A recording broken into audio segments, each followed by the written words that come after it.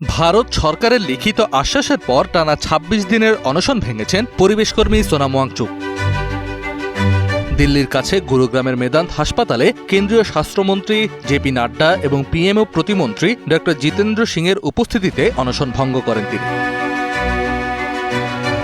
ভারতীয় সংবাদ মাধ্যম সূত্রে জানা গিয়েছে, আন্দোলনরত শিক্ষার্থীদের দাবি ও সোনাম ওয়াংচুকের শারীরিক অবস্থাকে প্রাধান্য দিয়ে ভারতের স্বরাষ্ট্রমন্ত্রী অমিত শাহের ৪ ঘণ্টার এক উচ্চ পর্যায়ের বৈঠকের পরই এই সিদ্ধান্ত নেয় কেন্দ্র।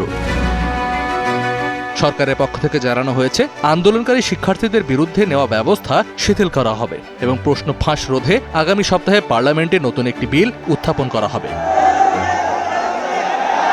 এছাড়া সাম্প্রতিক সময়ে মেডিকেল প্রবেশিকা পরীক্ষা নিটের প্রশ্ন ফাঁসের কারণে আত্মহত্যা করা শিক্ষার্থীদের পরিবারকে উপযুক্ত ক্ষতিপূরণ দেওয়ার বিষয়টিও সরকার ইতিবাচকভাবে বিবেচনা করছে।